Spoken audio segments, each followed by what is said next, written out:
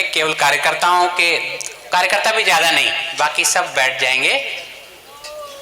68वें वार्षिक उत्सव और अधिवेशन का आज प्रथम दिवस है। जैसी परंपरा रही है, प्रातःकाल हम सब ने, यजमानों ने और हम सब ने यज्ञ में आहुतियाँ दी, उसका लाभ उठाया। आगे कार्यक्रमों को हम बढ़ाएंगे। उससे पहले हमारे इस कार्यक्रम की जिन्होंने शोभा में अभिवृद्धि की है और जिनके इस कार्यक्रम के साथ विशेष रूप से इस कार्यक्रम को जोड़ा है, आदरणीय गिरीश खोसला जी, जो इस आर्य समाज के प्राण हैं, जिन्होंने इस आर्य समाज को जितना संबल दिया, जितना बढ़ाया, उसका बहुत बड़ा श्रेय आदरणीय गिरीश खोसला जी को जाता है। जब हमारा कहीं परिचय नहीं था, हमें गांधीधाम को कौन पहचानता है, बहुत रिमोट एरिया में है गांधीधाम, उसकी कोई पहचान नहीं है। आर्य समाज की पहचान जो है बनी तो आदरणीय गिरीश खोसला जी का यहाँ पर आना हुआ 2000 में, भूकंप से पहले, और उसके बाद निरंतर आपका आशीर्वाद, आपका सहयोग मिलता रहा और उन्होंने हमारा हाथ पकड़ा, जिसके कारण से हम लोग यहाँ पर आज जो स्थिति है वो उस कारण से हम जो है इस स्थिति को प्राप्त कर चुके हैं। मैं हमारे पदाधिकारी यहाँ पर उपस्थित हो जाएंगे, गुरुदत्त जी, मोहन भाई और जो ट्रस्टीगण हैं वो एक बार आ जाएंगे यहाँ पर, ताकि हम निर्देश करें तो तुरंत उसको वे आगे उसको बढ़ा पाएँ। मैं सभी ट्रस्टियों से निवेदन करूँगा कि वे फूल माला से आदरणीय गिरीश खोसला जी का स्वागत करेंगे। सभी मिलकर के आ जाएंगे। आपको सब लोग जानते हैं और हमने गांधीधाम के कुलपिता जो हैं, वे आर्य समाज गांधीधाम के कुलपिता के रूप में भी बहुत उनका हमारे साथ लगाव है। एक माला मैं भी पहनाने की इच्छा रखता हूँ।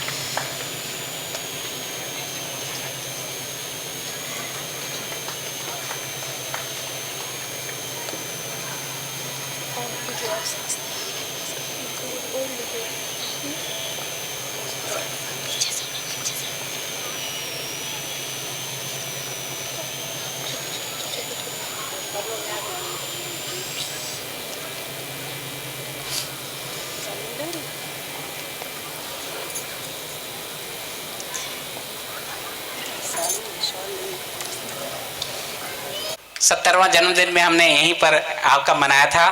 आपका जन्मदिन मनाते हुए हम सबको बहुत खुशी होती है और भारत में सभी लोग बड़े उत्साह के साथ आपके जन्मदिन मनाने का इंतजार करते हैं कि आपका जन्मदिन आए और हम मनाएं।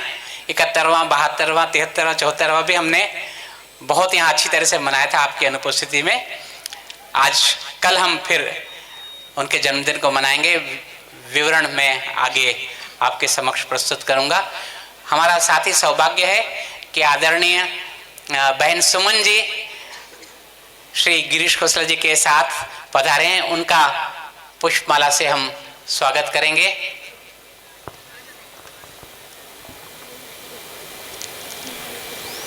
और पुष्पमाला तुरंत तैयार रखेंगे। हमारे पदाधिकारी उनमें साथ जुड़ते रहेंगे ताकि विलंब न हो। माननीय सुमन जी का जो उनके यशस्वी सुपुत्र हैं, मेरा डेट्रॉइट में बहुत बार जाना होता है। भारत में तो ऐसे परिवार हम देखते हैं जो माता पिता की पूरी तरह से आज्ञा का पालन करते हैं। पर अमेरिका में माता पिता की पूरी तरह से आज्ञा पालन करने वाले परिवार को निकट से देखने का मुझे मौका मिला। तो श्री भुवनेश जी की एक एक बात, अभी भी जिस स्तर पे भुवनेश जी हैं वो बहुत बड़े स्तर पे हैं, लेकिन पिताजी की आज्ञा को हमेशा शिरोधार्य रखते हुए उसको मानते हैं। उनकी बात में जैसे ही उनकी अनुमति और सम्मति मिलती है उसके अनुसार चलते हैं। माननीय श्री भुवनेश जी का जो है हम सम्मान करेंगे। श्री कोई आगे बढ़ जाए और इसमें कोई संकोच नहीं है। अगले क्रम में मोहन भाई एक मोहन भाई ठीक है।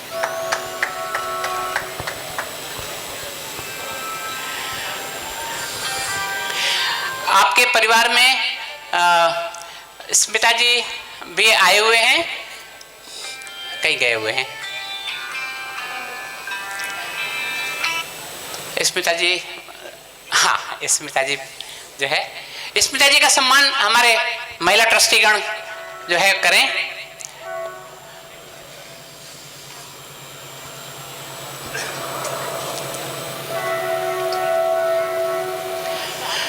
स्मिता भुवनेश जी, उनका सम्मान जो है वो किया। उसके साथ ही बहुत छोटपन में हमने बहुत छोटे में जिनको देखा है, आर्यमन जी, वो अगर इधर हो, हाँ आर्यमन जो है, आइए आगे आइए बेटा। आर्यमन बहुत छोटे में, अभी 2008 का फोटो आर्यमन को देखने को मिलेगा। एकदम छोटा सा है, खोसला दादाजी की गोदी में वानप्रस्थ से बैठा हुआ है, 2008 का। और निर्गुण जी जो है वे भी पधारे हुए हैं, उनका भी हम यहाँ सम्मान करते हैं।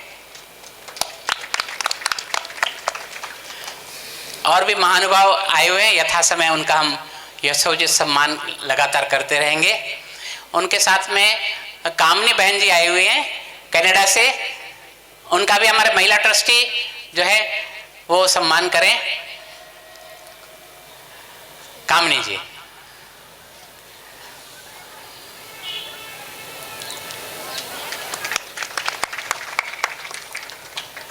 आर्य प्रदेश सभा अमेरिका की स्थापना आदरणीय गिरीश खोसला जी ने की, और बीच में कहीं भी भारत में भी देखते हैं तो 1-2 साल किसी कारण से उत्सव जो है मनाने में कोई अंतराल आ जाता है, किसी वर्ष उत्सव नहीं हो पाता। लेकिन एकमात्र अमेरिका की आर्य प्रदेश सभा है 1991 से जो क्रम शुरू हुआ उसमें कभी ब्रेक नहीं आया, चाहे कोरोना आ गया। कोरोना में भी वर्चुअल सम्मेलन भुवनेश्वर और विश्व जी ने लगातार वो संपन्न किए।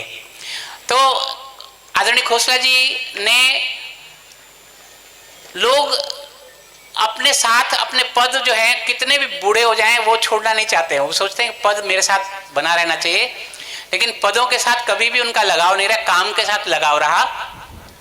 खोसला जी ने अपने सामने ही अपने कार्यों को 2 नवयुवकों को सौंपा, भुवनेश जी और विश्रुत जी को, और उन्होंने बहुत अच्छी तरह संभाला।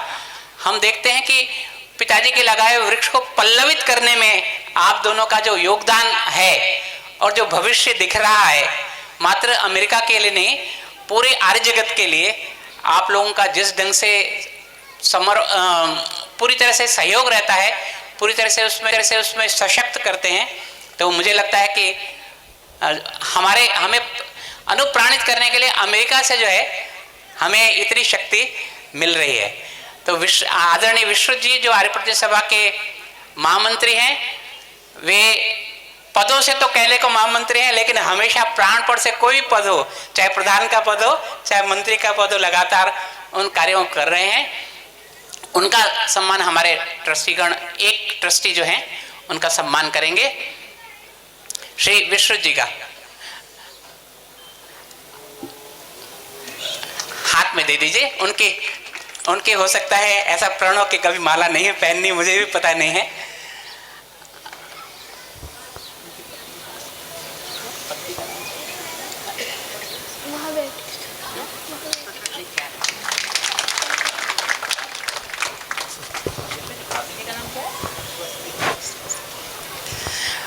उनके साथ स्वस्ति जी, सॉरी मैं हमेशा नाम याद रखूंगा, आदरणीय स्वस्ति जी जो हैं उनको भी हमारी महिला ट्रस्टी सम्मानित करेंगी।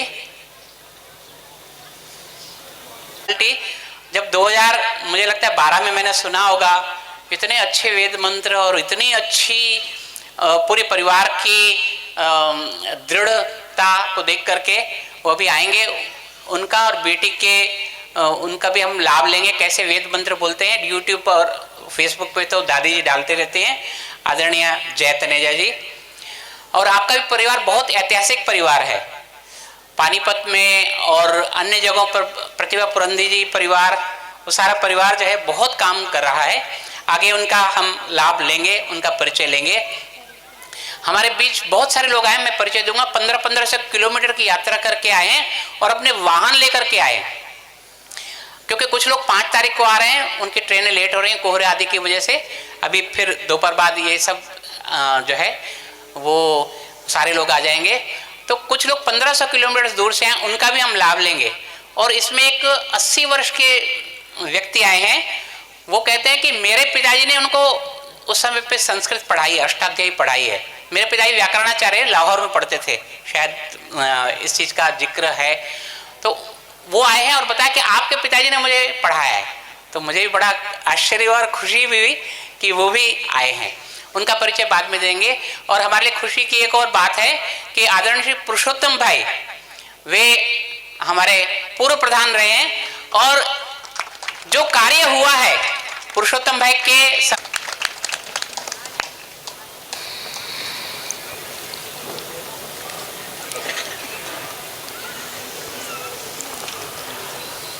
आगे के क्रमों को हम जारी रखेंगे, क्योंकि अन्य कार्यक्रम भी हैं, तो हम थोड़ा थोड़ा उसका लाभ लेंगे।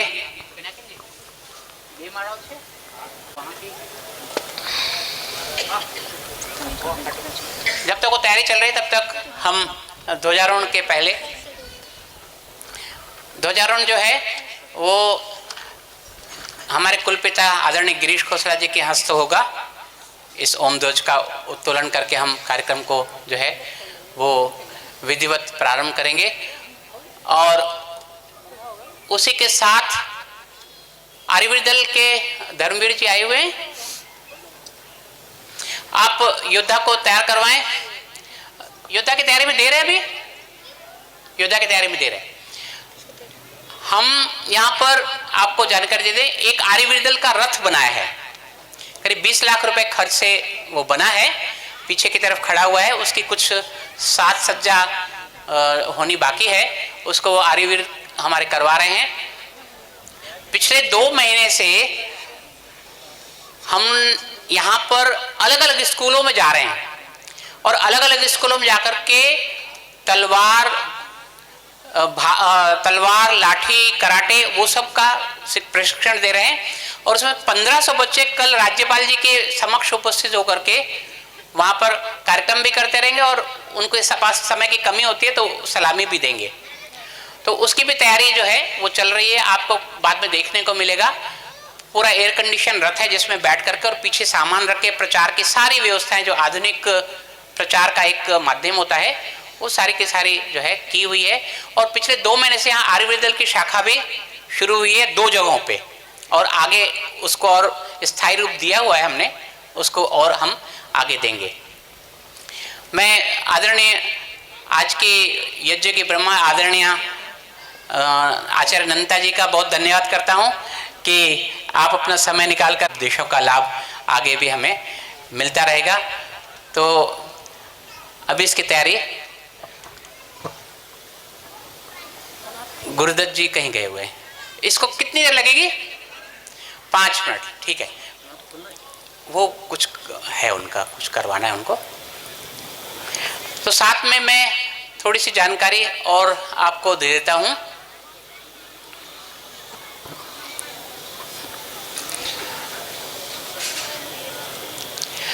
जिस परिसर में आप बैठे हैं उसकी जानकारी भी आपने देख तो लिया, लेकिन जानकारी आपको होना जरूरी है। ये दयानंद आर्य वैदिक पब्लिक स्कूल है। 1954 में आर्य समाज गांधीधाम की स्थापना हुई।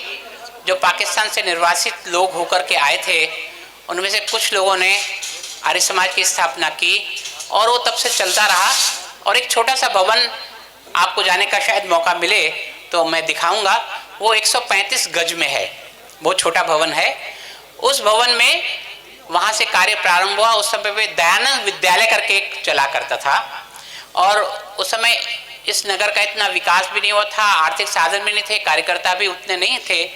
तो वो दयानंद विद्यालय 69 में बंद हो गया। 69 में जब वो दयानंद विद्यालय बंद हो गया तो वो, लेकिन शनिवार को सारे बच्चों का यज्ञ सबको सम्मिलित रूप से करना होता है और सभी बच्चों को मंत्र आदि यहाँ पर अच्छी तरह से पता है। साथ ही हमने धर्माचार्य जी की नियुक्ति की है। हमारे धर्माचार्य जी जो है वो यहाँ पर कार्यरत हैं। धर्माचार्य जी की नियुक्ति की है। ये बच्चों को नैतिक शिक्षा लगातार देते रहते हैं और हमारी ये इच्छा रहती है कि इन बच्चों में से ही कई माता पिता और बच्चे उनमें ऐसे अटूट संस्कार पड़ें कि वो आगे तक जाकर के जीवन में इस वैदिक परंपरा को अपने जीवन का हिस्सा बना सके। तो एक लंबे काल की सोच के साथ धर्माचार्य जी की नियुक्ति हमने की है। आप देखेंगे यज्ञशाला अंदर बनी हुई है, वहाँ पर दैनिक हवन और वो सब हुआ करता है। उसके साथ ही हमारी परंपरा रही है बलिवैश्य देव यज्ञ की। तो बलिवैश्य देव का एक छोटा हिस्सा हमने यहाँ पर अपने स्कूल के साथ जोड़ा हुआ है। वो है एक रोटी गाय की। एक थीम दी हमने, एक रोटी गाय की। हमारा रिसेस होती है, बच्चे जो है वो अपने साथ रोटी लाते हैं। स्कूल में हम आग्रह करते हैं कि जंक फूड न लाएं, वो ताज़ा माँ उठ करके बनाए। जो वहाँ पर ममरे और ये सब नमकीन और वो सब दे देते हैं, तो उन बच्चों को हम स्पेशली कहते हैं, उनके आई कार्ड लेकर के उनको फ़ोन करते कि आप गर्म भोजन बना करके फिर भेजा करिए। तो हमने 2 रोटी जब वो लाते हैं तो 1 रोटी और बनाने में कोई देर नहीं लगती है। तो 1 रोटी गाय का अभियान हमने शुरू किया और लगभग 3 महीने हुए उस अभियान को चलाते हुए। करीब 1500 से 2000 रोटियां इकट्ठी हो जाती हैं। और अब एक बच्चे ने एक नई पहल की, उनके माता पिता ने 101 रोटी बना करके भेजी। कहा कि इसका जन्मदिन है और हम 101 रोटी बना करके भेज रहे हैं। और वो सारी रोटियां जो है गौशाला में नियमित रूप से हम देने के लिए जाते हैं। कभी कभी बच्चों को भी उस दल के साथ ले जाते हैं तो उन्हें भी एक सेवा का अवसर मिले। तो साथ ही साथ हम और भी दूसरे संस्कृति को आगे प्रोत्साहित करने के काम इस स्कूल के साथ में करते हैं, ताकि हमारा आर्य समाज और हमारी वैदिक परंपरा और संस्कृति जो है वो निरंतर मजबूत होते रहें।